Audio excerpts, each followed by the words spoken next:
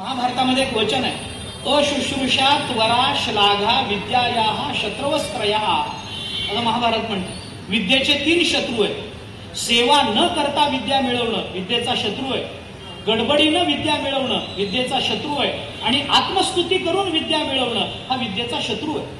श्लाघा हे विद्येचे शत्रू मानले, पण आत्मस्तुती केल्या. महाभारताचं दुसरंही एक वचन आता आठवलं म्हणून, अब्रुवन कस्यचित निंदाम आत्मपूजाम अवर्णयन न कश्चित गुण संपन्न हा प्रकाशो भूवी दृश्यते, असं महाभारताने दुसऱ्या बाबतीत म्हणतं की दुसऱ्याची निंदा केल्याशिवाय आणि स्वतःचे गुण सांगितल्याशिवाय या जगात आतापर्यंत कुणीच मोठं झालं नाही, असं महाभारत म्हणतं. महाभारताची वचनं जर बघितली आपण तर फार सुंदर आहे. आपण मी कशा करता हे सगळं बोलत होतो, ज्ञानेश्वर महाराजांनी त्याचा क्रम सांगितला. तो क्रम आपण पाहिला पाहिजे. हा क्रम कुठून आला? ज्ञानप्राप्तीचा एक क्रम आहे. त्या क्रमाचं ज्ञानेश्वर महाराजांनी या 4 ओव्यांमधून मांडलेल्या क्रमाचं मूळ चिंतन आपल्याला योग वासिष्ठामध्ये प्राप्त होतं. योग वासिष्ठामध्ये 3 वेळेला या क्रमाचा विचार आला. 3 वेळेला विचार उल्लेख करून जातो. मी म्हटलं मला फार विस्ताराला आता वेळ नाही आहे, पण त्याचा विचार करून जातो. योग वासिष्ठाने ज्ञानप्राप्तीचा क्रम सांगितला. ऐका. ज्ञानभूमी शुभेच्छाख्या प्रथमा समुदारता विचारणा द्वितीयाच तृतीया तनुमानसा सत्वापत्ती चतुर्थीस्या ततो असंसक्ती नामका पदार्थाभाविनी षष्ठी सप्तमी तुर्यगा स्मृतः. 7 टप्पे सांगितले, 7 पायऱ्या सांगितल्या. पायऱ्या म्हटलं की क्रम आला. पहिलं, दुसरं, तिसरं, चौथं, 5वं, 6वं आणि 7वं. 7वं काय? सप्तमी तुर्यगा. तुर्यगा म्हणजे ब्रह्मज्ञान, मोक्ष या अर्थाने आपल्याला त्याचा विचार करता येईल. पण त्या 7व्या पायरीवर पोचण्याकरता आधीच्या 6 पायऱ्या मानाव्या लागतील की नाही तुम्हाला? मानाव्या. त्या 6 पायऱ्या मानल्याशिवाय ती 7वी आहे हे सिद्ध कसं होईल? हे 6 आधी मानावे लागतील. मी गंमत म्हणून आपल्याला सांगतो. एक दगड फोडत होता. दगड जरा कठीण होता. तो घाव घालत होता. 15 घाव घातले, 20 घाव घातले आणि 21व्या घावाला दगड फुटला. एक जण रस्त्यावर उभा होता, तो बघत होता. त्यांनी त्या दगडफोड्याला असं तो घामाघूम झाला. 20 घाव घालणं घणाचे सोपे नाही. दगड फुटला म्हटल्यानंतर याला बरं वाटलं. तो बाजूला बसला, तांब्याभर पाणी प्यायला. घामानं सगळं अंग चिंब झालेलं. त्या बघणाऱ्याने विचारलं, दादा किती दगड कठीण आहे? तो म्हणाला, होय फार कठीण लागला दगड. म्हणे किती घाव घातले? तो दगडफोड्याने सांगितलं, मी 20 घाव घातले, 21व्या घावाला दगड फुटला. शहाणा जो होता बघणारा तो म्हणाला, अहो 21व्या घावाला दगड फुटला म्हणता, मग 20 घाव एवढं कशाला कष्ट केले? 21वा घावच पहिल्यांदा घालायचा ना. मुद्दा हाच आहे. जरी सप्तमी तुर्यगा स्मृता असेल तर आधीचे क्रम आपल्याला नाकारता येणार नाहीत ना. ते मानले नाहीत तर चालणार नाही. याच्याकरता सांगितलं ज्ञानभूमी शुभेच्छाख्या. आपल्या अंतःकरणामध्ये पहिल्यांदा शुभ इच्छा निर्माण झाली पाहिजे. प्रथमा ते ज्ञान पैगा बरवे जरी मनी आधी आणावे, मनी आणावे ही शुभेच्छा. ज्ञानेश्वर महाराजांच्या विधानाची आणि या श्लोकाची संगती कशी लावायची हा प्रश्न पुन्हा वेगळा आहे. त्याचा विस्तार आत्ता मला करवणार नाहीये,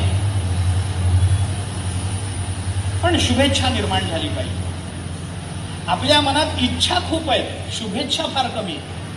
म्हणजे स्पष्ट आपल्या म्हणजे सगळ्यांच्या, आपल्या जीवाच्या ठिकाणी इच्छा खूप आहेत. हे मिळावं, ते मिळावं, अमुक व्हावं, तमुक व्हावं, असं व्हावं, तसं व्हावं. अगदीच काही इच्छा नसली तरी 8 वाजून गेले, प्रवचन लवकर संपावं, एवढी तरी इच्छा निदान ऐकणाऱ्यांच्या मनात कधीतरी तरी निर्माण होईलच की नाही. पण ती शुभ इच्छा नाही. शुभेच्छा म्हणजे फक्त भगवत दर्शनाची इच्छा, भगवत स्वरूपतेची इच्छा, भगवत सेवेची इच्छा, त्याला शुभेच्छा म्हणतायत. मग अंतःकरणात शुभ इच्छा निर्माण झाली की मग विचारणा, दुसरी पायरी क्रम. इच्छा झाली मिळालं असं जगात होत नाही. त्याच्यामध्ये विचारावं लागतं, चौकशी करावी लागते, प्रयत्न करावे लागतात. त्याच्या अधिकार नसेल तर तो अधिकार संपादन करून घ्यावा लागतो. अधिकार संपन्नता झाल्यानंतर त्या अधिकार ज्या कारणाकरता तो अधिकार मिळाला त्याच्या प्राप्तीकरता कष्टाची तयारी असावी लागते. ते कष्ट योग्य पद्धतीनं झाले पाहिजेत, सुनियोजित झाले पाहिजेत. उगीच काहीतरी गाढव कष्ट करत बसलो फलितच नाही, त्याला उपयोग नाही आहे. त्याला काहीतरी नियोजन पाहिजे, त्याच्याकरता काही क्रम लावावा लागतो. आपल्या जीवनाच्या मर्यादेचा विचार समोर ठेवावा लागतो. इंद्रियांच्या सक्षमतेचा विचार समोर ठेवावा लागतो. दुर्बल होणाऱ्या इंद्रियांना लवकर कसं वापरता येईल आणि लवकरात लवकर त्या इंद्रियांच्या संबंधानं आपल्या जीवनात काय चांगलं प्राप्त करून घेता येईल याचा विचार करावा लागतो. मनात आलं मिळालं असं जगात होत नाही. इच्छा आणि प्राप्ती याच्यामध्ये ज्ञान येत असतं प्रपंचामध्ये. प्रपंचाचा हा विचार आहे. इच्छा आणि प्राप्ती याच्यामध्ये जेव्हा ज्ञान येतं तेव्हा तो प्रपंच होतो. नुसत्या इच्छेत प्रपंच नाही, नुसत्या प्राप्तीत प्रपंच नाही. या इच्छेला आणि प्राप्तीला जिथं ज्ञानाने जोडलं जातं तो प्रपंच होतो.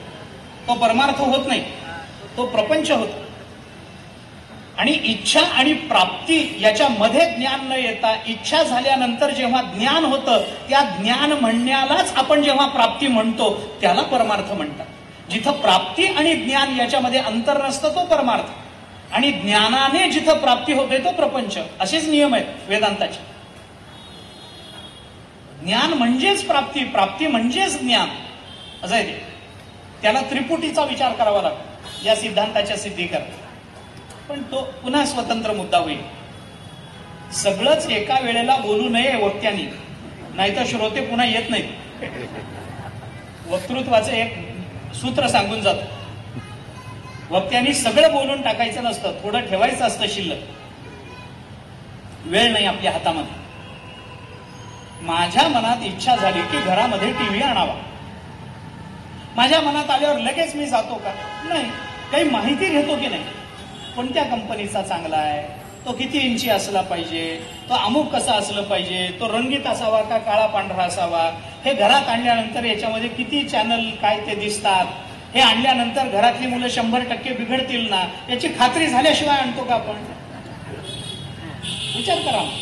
म्हणजे जेव्हा मला इच्छा होते आणि ज्या वेळेला मी प्राप्ती करून घेतो त्याच्यामध्ये कुठेतरी मला ज्याची प्राप्ती मला करून घ्यायची आहे त्याची माहिती करून घेणं आवश्यक असतं की नाही? म्हणजे माझी इच्छा आणि माझी प्राप्ती याला माहितीने जोडलं पाहिजे, याला ज्ञानाने जोडलं पाहिजे. सगळीच अनुकूलता नाही, सगळीच प्रतिकूलता नाही. असो, म्हणून त्याच्याकरता दुसरी पायरी सांगितली, विचारणा. ज्ञान मिळावं असं वाटलं, इच्छा झाली, देव भेटावा असं वाटलं, पण विचारलं पाहिजे ना, कुठे भेटेल, कसा भेटेल, तुम्हाला भेटलाय का? तुम्हाला जर भेटला असेल तो परमात्मा, कधी भेट झालीच असेल तर मग काय तुम्ही केलं म्हणून तुमची त्याची भेट झाली? त्याची भेट होणं म्हणजे नेमकं काय असतं? काही चौकशी असते, काही विचारणं असतं. विचारावं लागतं. काय मी उद्धार पावेल, काय कृपा करील नारायण, ऐसे तुम्ही सांगा संतजन, करा समाधान चित्त माझे. काय हे खंडईल कर्म, पारुषतील धर्माधर्म, कासयाने कळेल वर्म, म्हणून श्रम वाटत असे. काय हे स्थिर राहील बुद्धी, काही अरिष्ट न येईल. हे विचारावं लागतं हो समोर येणाऱ्या संतांना, अधिकारी महात्म्यांना हे विचारावं लागतं. ह्याच्यामध्ये बुद्धीचा वापर नेमका कुठे आहे, चित्ताचा वापर नेमका कुठे आहे? चिंतन करायचं म्हणजे मी नेमकं काय करू, काय असतं नेमकं हे? भगवत प्राप्ती या शब्दाचा नेमका अर्थ काय? बाजारात जाऊन वस्तू आम्हाला प्राप्त झाली, असं पैसे देऊन वस्तू प्राप्त झाली असं म्हणतो, तसं काही भक्ती देऊन परमात्मा प्राप्त होत असतो का? हा काही व्यवहार आहे का देण्या घेण्याचा?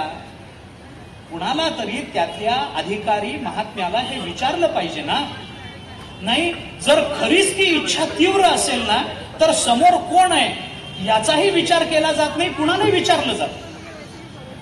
तुकाराम महाराज म्हणतात, पुसावेसे हेची वाटे, जे जे भेटे तयासी, देव कृपा करेल मज, काय लाज राखील का हो? देव माझ्यावर कृपा करेल, कुणाला विचारता? जे जे भेटे तयासी. कोणी भेटलं तरी त्याला का देव भेटेल का मला? अरे तो काही अधिकारी आहे का सांगणारा? नसू द्या, पण माझ्या अंतःकरणातल्या प्राप्तीची, प्रेमाची तीव्रतम अवस्था ही आहे की समोर येणारा कोण आहे याचा विचार न करता ती आवड एका पृच्छेतून बाहेर पडते. आपल्याला गवळण ऐकून माहिती असेल, माझा कृष्ण देखिला काय कुणीतरी सांगा गे सांगा, कुणी सांगा कुणीतरी सांगा. आणि या सगळ्याचा कहर म्हणजे कावळ्याला विचारावं वाटतं तुम्हाला. पहिलं तो गे काऊ कोकत आहे, शकुन गे माये सांगत आहे, उडवड रे काऊ तुझे सोन्याने मडवीनं पाहू, पाहुणे पंढरी राहू घरा काही येते. हे तुम्ही कुणाला विचारताय? माणसाला नाही, अधिकाऱ्याला नाही, संतांना नाही. कावळा काय पक्षी निवडलाय निवडून. राजहंसाला तरी विचारायचं. तो मानसरोवरामध्ये राहतो म्हणे, त्याला तिथं काही भगवान स्नानाला येतात त्या सरोवरामध्ये कधी भेटले असतील तर त्याला विचारावं काय पक्षी निवडलाय? कावळा. आणि कावळ्या बरं विचारणार कोण आहे? हे त्याच्यापेक्षा मोठा विचारणारा माणूस नाहीये. प्रत्यक्ष ज्ञानोबा विचारतात. घरा काही येते, पाहुणे पंढरीराव घरा काही येते. अरे हे पाहुणे पंढरीराव पाहुणे म्हणून माझ्या घरी येतील काय रे? तू सांग ना. कुणाला पाहिजे तर मी तुझे पाय सोन्याने मडवीन, दही भाताची कुंडी लावीन, तुम्ही तुला जे पाहिजे ते देईन. कारण ज्ञानोबांना हे कळलंय की कावळ्याला सोन्याचं महत्व नसतं, सोन्याचं महत्व कावळीला असेल. म्हणजे मी त्याच अर्थाने बोलतोय, तुम्ही त्याचे लक्षणं करू नका, कृपा करा माझ्यावर. मला कुणालाही बोलायचं नाही. माता भगिनींना बोलून नरकात जाईल निदान या आज आणि उद्या तरी. कावळ्याला काय सोन्याचं महत्व? काही महत्व नाही, काय नाही. मग ज्ञानेश्वर महाराजांच्या लक्षात आलं की हे उपयोगाचं नाही. मग हे ते असं करता करता करता करता बाबा तुला काही ह्याची वाटी तोंडाला लावू का, ते तुला बरं वाट. पण त्यांना ते कळलं की हे द्राक्षरस आणि आम्ररस या कावळ्याला उपयोगाचे. द्राक्ष रसापै आम्ररस ज्ञानेश्वर महाराजांनीच म्हटलं की तोंड सडे वायसा. कावळ्याने जर आंब्याचा रस खाल्ला तर त्याचं तोंड सडतं, हे ज्ञानेश्वर महाराजांनी दाखवलं, सांगितलं. कावळ्याला आवडत नाही. ते काय ते वाट्या तोंडाला. मग शेवटी ज्ञानेश्वर महाराजांना कळलं की हा कावळा भाताच्या उंडीवरच जगणार, याला पिंडच खावासा वाटतो, म्हणून मग दही भाताची उंडी लावीन तुझे तोंडी. सांग बाबा मला. कारण कावळा पाहुणे येण्याचा निरोप आणतो असं म्हणतात. तो घरावर बसला की पाहुणे येणार याचा संकेत देतो असं म्हणतात. म्हणून बायका त्याला बसू देत नाही, आहे तिथून त्याला उडवलं, उठ बसू नको इथं, जा तिकडे, काय तुला पाहुणे पाहिजे. आणि ते माझ्या घरचे आले तर ठीक आहे, त्यांच्याकडचे. पण ही जी विरहिणी आहे ना, याचा अर्थ वेगळा आहे की त्या गोपिकेच्या घरावर कावळा बसला आणि ती त्याला उड उड रे काऊ म्हणते. अरे जो भगवान येण्याचा निरोप आणतोय त्याला ती का उड उड म्हणेल? जर ती गोपिका असेल तर ती का उड उड रे म्हणेल? असा अर्थ नाहीये त्या विरहिणीचा. विरहिणीचा तसा. म्हणून विरहिणीतला पहिला शब्द पहिल्यांदा डोळ्यासमोर ठेवा. पहिलं तो गे काऊ कोकत आहे. या गोपिकेच्या घराच्या पैल कडेला असलेल्या घरावर तो कावळा बसला आणि त्या घरामध्ये पाहुणे पंढरीराऊ येणार आहेत याचा तो निरोप देतोय. आणि अलीकडच्या रस्त्याच्या अलीकडे असणाऱ्या घरात राहणाऱ्या गोपिकेला वाईट वाटतं, तिच्या घरामध्ये तो येतो आणि माझ्या घरात तो येत नाही. तिथून उड रे काऊ, आणि पाहिजे तर माझ्याकडे ये, मी दही भाताची उंडी तुझ्या तोंडाला लावीन, पाहिजे तर मी तुला काही देते, पण माझ्या घरावर बसून तू मला सांग की तुझ्या घरामध्ये हे पाहुणे पंढरीराऊ येणार. म्हणून ती त्याला तिथून उड रे म्हणते, तिथून उठ. कारण तो पैल आहे ना, पैल तो गे काऊ कोकत आहे ना, पैल आहे ना, पलीकडे आहे ना, तो माझ्या घरावर तो बसलेला नाहीये. पैल तो गे काऊ कोकत आहे. आम्हाला हे लता मंगेशकरांच्या कृपेनं ऐकून माहितीये, परंतु त्याच्या अर्थाचं शोधन आपण कधी केलं नाही. ज्ञानोबारायांच्या विरहिण्या आपल्या अंतःकरणात असणाऱ्या भक्तीच्या बीजाचं रूपांतर वटवृक्षात करतील इतकं सामर्थ्य त्या विरहिण्यांमध्ये आहे. लक्षात ठेवा, ज्ञानेश्वर महाराजांची विरहिणी साधी नाही आहे. भक्तीचं बीज जरी अंतःकरणात असेल तरी त्याचा वटवृक्ष करतील ते त्या विरहिणी. इतकी सुंदर विरहिणी ज्ञानेश्वरांची. कावळ्याला विचारता तुम्ही, पण विचारावं लागतं. विचारणा द्वितीयाच, विचारावं लागेल कुणाला. म्हणून ज्ञानेश्वर महाराजांनी ती विचारणा शेवटी सांगितली. मग अपेक्षित जे आपुले तेही सांगती पुसले. पुसले म्हणजे विचारले. पुसणं म्हणजे विचारणं मराठीमध्ये.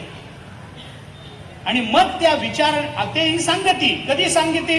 पुसिले तेव्हाच सांगते. कारण ब्रह्मज्ञान विचारल्याशिवाय सांगू नये. आणि मग त्याचा परिणाम अंतःकरण बोधले संकल्पा नये, हे सप्तमातुर्य स्मृता ते तिथपर्यंत गेले. त्याची संगती कशी लावायची, काय लावायची, त्या शब्दांमधून हा भाग वेगळा. पण विचारावं लागतं. अंतःकरणात इच्छा झाली, विचारणा द्वितीयाच. तृतीय मग त्यांनी सांगितल्यानंतर त्या दृष्टीने साधना करा. तनुमानसा निर्माण होईल. मन हळूहळू एकाग्र व्हायला लागेल. सत्वापत्ती चतुर्थी स्यात्. अंतःकरण सात्विक व्हायला लागेल. सात्विकतेचं दर्शन आपलंच आपल्याला व्हायला लागेल. अंतःकरणातल्या दोषांची निवृत्ती होताना आपल्याला जाणवायला लागेल. आपण असे नव्हतो, पण परमार्थ मार्गात आल्याने आपण आता हळूहळू बदलायला लागलो. असंसक्ती पदार्थाभाविनी, हे हळूहळू एक एक टप्पे पुढे जातील. चौथ्या अवस्थेपर्यंत साधन रूपाचं दिग्दर्शन आहे. आणि 5, 6 आणि 7 या 3 अवस्था या सिद्ध अवस्था आहेत. सिद्ध रूप अवस्था आहेत, साध्यावस्था आहे. 4पर्यंत येताना साधन रूपात या. सत्वापत्ती चतुर्थी स्यात् इथपर्यंत.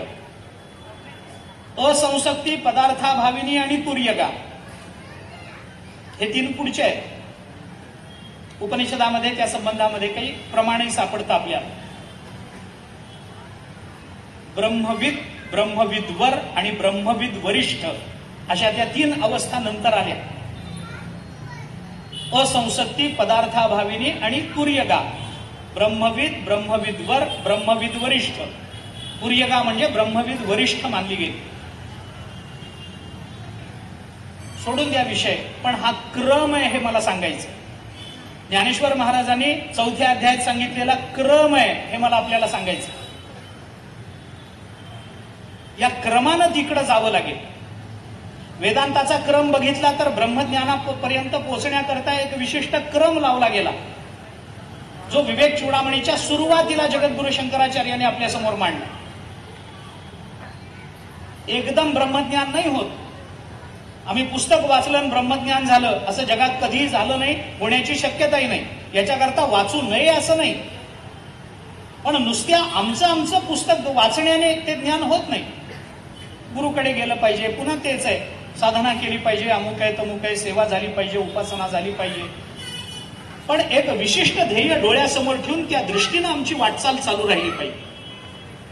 वाटचालीमध्ये येणाऱ्या प्रतिबंधाचं निराकरण करण्याकरता जे चित्ताचं दृढीकरण लागतं, दृढ चित्त लागतं, ते फक्त आपल्या जीवनाच्या समोर असणाऱ्या ध्येयाकडे लक्ष ठेवून चालल्यानेच प्राप्त होत. दुसरा मार्ग नाहीये त्याला. म्हणून त्याचा एक क्रम सांगितला गेला की आधी आपण अंतःकरण शुद्धी करा, याच्याकरता कर्म करा. निष्काम कर्म, आधी सकाम कर्मात प्रवृत्ती, सकामातून निष्कामात या. अंतःकरण शुद्ध झालं की मग पुढचा विचार सुरू करा. मग त्याच्याकरता पहिल्यांदा विवेक, मग वैराग्य, मग समाधिषक संपत्ती, मग मुमुक्षुता, मग श्रवण, मग मनन, मग निधिध्यासन आणि मग तत्वज्ञान. तत्वम पदार्थ शोधन ज्याला म्हणतात, हा क्रम आहे. नाही विवेक वगैरे होईल नंतर, आता आम्हाला वैराग्याची अनुभूती येते तर आम्हाला आधी वैराग्य, असं नाही चालू. वैराग्य हे विवेकातूनच आलं पाहिजे, हा आग्रह आहे. कारण अचानक काहीतरी विशिष्ट कारणाने वैराग्य निर्माण होतं, होत नाही असं नाही. योग वासिष्ठांनी म्हटलंय, बिभत्स विषय दृष्ट्वा को नाम न विरज्यते. घाण्याचा विषय बघितल्यानंतर कुणाच्या ठिकाणी वैराग्य निर्माण होणार? सगळेच विरक्ततेने वागतात. मी सामान्य दृष्टांत सांगत असतो. स्मशानात एखाद्याला पोचवायला गेलेला माणूस तिथलं वातावरण बघून आपोआप विरक्त होतो. त्याला हे जाणवतच की माणसाचं आयुष्य म्हणजे काही खरं नाही आहे. उद्या आपल्याला इथे यावं लागणार आहे. काय चांगलं ह्याच्यात, काय आपण आतापर्यंत केलं, काय पुण्य संपादन केलं. काल आम्ही एकत्र होतो, आज तो गेला, उद्या मी जाईल. माणसाचं जीवन क्षणभंगूर आहे, अमुक आहे, तमुक आहे, काही खरं नाही आहे. हे सगळं वैराग्य येतं तिथे.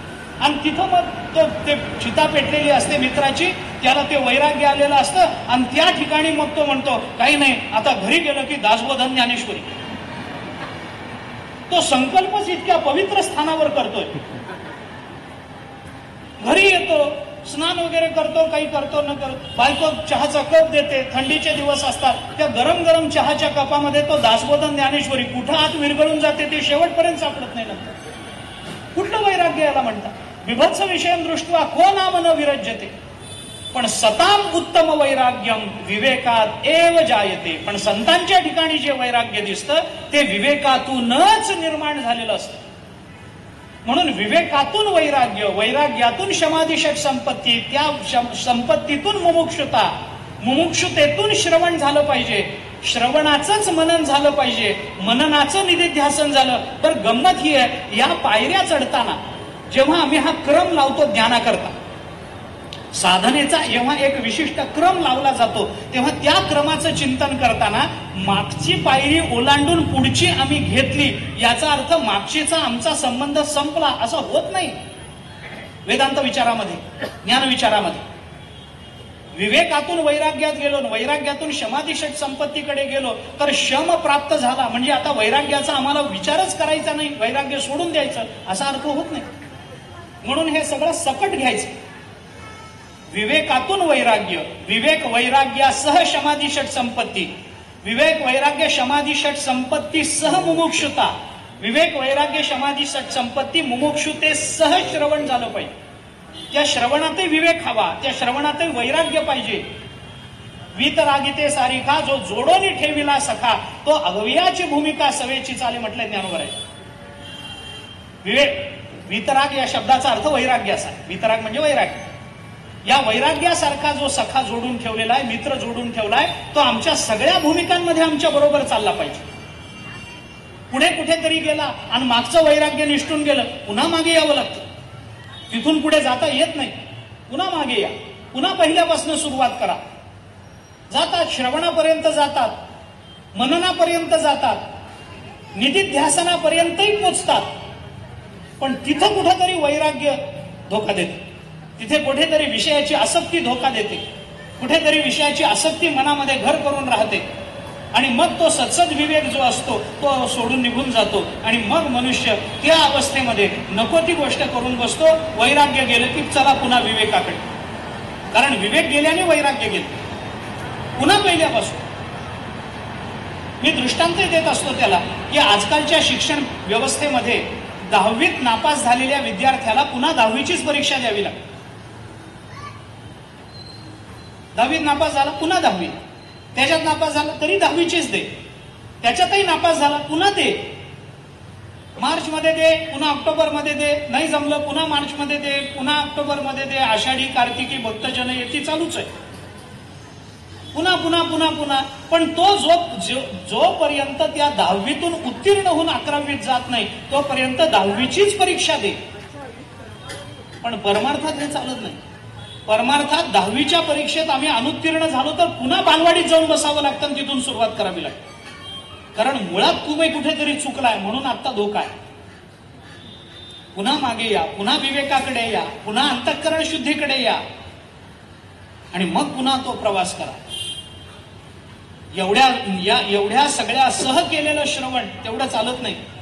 विवेक वैराग्य समाधिषट संपत्ती मुमुक्षुता श्रवणासह मनन करावं लागतं. अशा मननासह निधिध्यासन करावं लागतं. आणि मग विवेक वैराग्य समाधिषट संपत्ती मुमुक्षुता श्रवण मनन निधिध्यासनासह मग तत्वम पदार्थ शोधन होत असतं. म्हणून आचार्यांनी त्याचा क्रम लावून दिला. आदौ नित्यानित्य वस्तू विवेक परिगण्यते इहा मूत्र फलभोग विराग हा तदनंतरम. आदौ तदनंतरम हे जे शब्द हे आधी मग ते त्याच्या नंतर, हा क्रमच आहे ना. कुणी प्रीती राखे क्रमू साधनाचा. गुणांवर प्रेम ठेवून साधनांचा असा क्रम लावता आला पाहिजे. तो कुठे लावता येतो, शेवटचं एक प्रमाण देतो आणि आजच्या पुरता मी थांबतो. काल आपण त्याचा उल्लेख केला. आपण सरळ 18व्या अध्यायामध्ये चला. 18व्या अध्यायामध्ये भगवंतानी जे चिंतन केलं आणि अर्जुनाला जो विचार सांगितला त्याच्यामध्ये आणखीन एका योगाचा विचार, एक योगाची भर पडली. कुंडलिनी योग आहे, हठयोग आहे, कर्मयोग आहे, ज्ञानयोग आहे, भक्तियोग आहे, हे सगळं आहे, नाही असं नाहीये.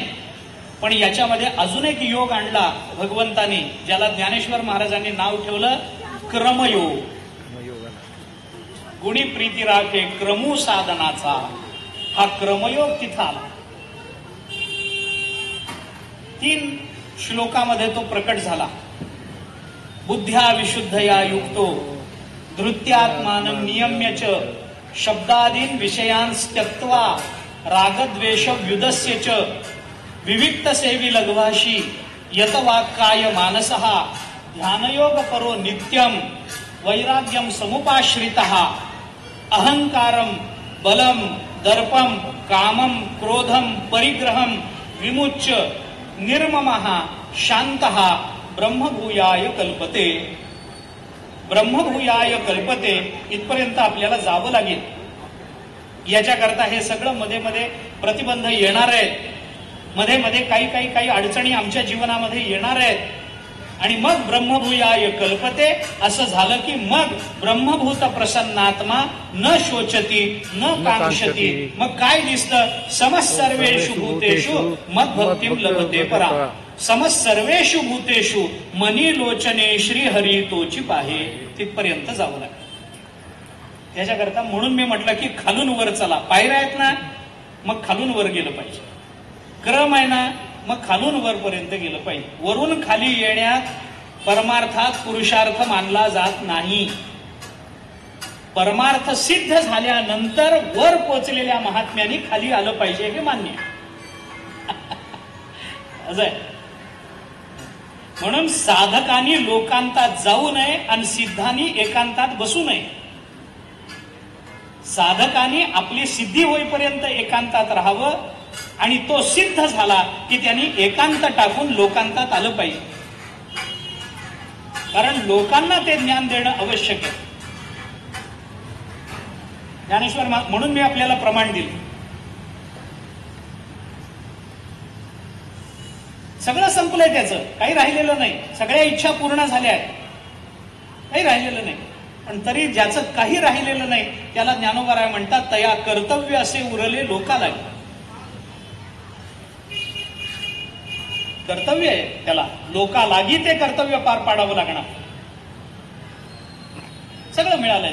देखे प्राप्तार्थ जाहले जे निष्कामता पावले तया कर्तव्य असे उरले लोका. प्राप्तार्थ जाहले, आता त्याच्या अंतःकरणात काही मिळवण्याची कामं नाही, निष्कामता पावली, पण तया कर्तव्य असे उरले लोकाला.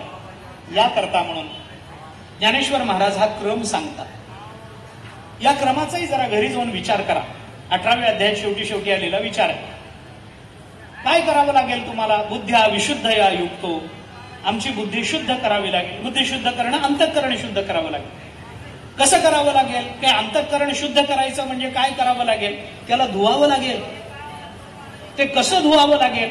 घरी गेलो, बादलीमध्ये पाणी घेतलं आणि आमचं अंतःकरण बाहेर काढून धुतलं, इतकं सोपं नाहीये ते.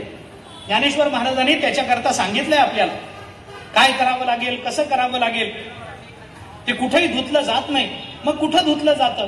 ज्ञानेश्वर महाराज सांगतात तरी गुरु दाविली या वाटा येवोनी विवेक तीर्थ तटा बुद्धीचा मळकटा धुताला तेढे. गुरुने दाखवलेल्या मार्गावरून गेलं पाहिजे.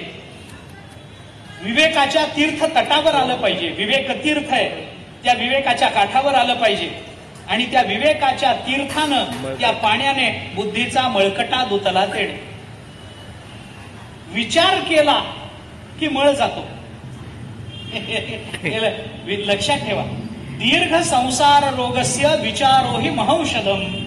योग वसिष्ठामध्ये रामचंद्र प्रभूंना उपदेश करताना वसिष्ठ महामुनी सांगतात जुनाट असणाऱ्या संसार नावाच्या रोगावर एकच महाऔषध आहे, विचार करणे.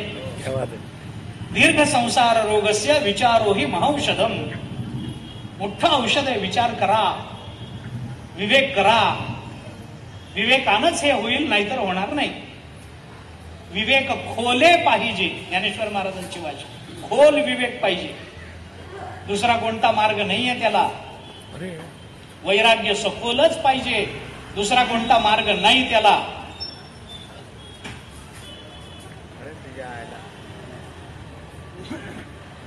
या मार्गाने गेलो तरच पुढे काहीतरी होणार. क्रम आहे. बुद्ध्या विशुद्धया युक्तो धृत्यात्मानं नियम्यच. धृती पाहिजे. हे आता एक एक सांगत बसलो तर पुष्कळ आहे. धृत्यात्मानं नियम्यच, धैर्यानं नियम्यच. कशाचं नियमन केलं पाहिजे? इंद्रियाचं नियमन केलं पाहिजे. शब्दादीन विषयांस त्यक्त्वा, शब्द स्पर्श रूप रसगंध हे पंचविषय, शब्दादीन शब्द वगैरे या विषयांचा त्याग करा. शब्दाचा त्याग करा. सोपं नाही. तुकाराम महाराजांनी म्हटलंय, संबंध तुटावा शब्दाचाही स्पर्श म्हणून आसमुख. शब्दाचा सुद्धा स्पर्श नको आम्हाला. कोण म्हणतं? आम्हा घरी धन शब्दाचीच रत्ने म्हणणारे तुकाराम महाराज म्हणतात, शब्दाचाही संबंध तुटावा. सोपं नाही आहे. शब्दाशिवाय जगणं अवघडच आहे. मौन पाळणं, याच्या आधीच्या श्लोकामध्ये समर्थांनी पुष्कळ त्या मौनाबद्दल विधान केले. मौन्य जीवी धरावे. कसे धरावे? लोकांना मौन म्हणजे न बोलणं एवढंच वाटतं. म्हणून माणसं लिहून दाखवतात. ते मौन नाही. ते मौनाच्या नियमात बसत नाही. मौन आहे. त्याचा विस्तार करायचा नाही मला. पण शब्दाचा संबंध तुटावा. राग द्वेष व्युदस्यच सुटले पाहिजे. रागद्वेष हे आमचे शत्रू आहेत म्हटलंय.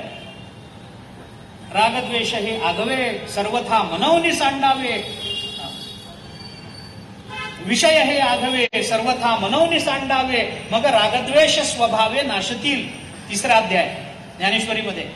दुसराच, ते सहजासहजी जात नाही.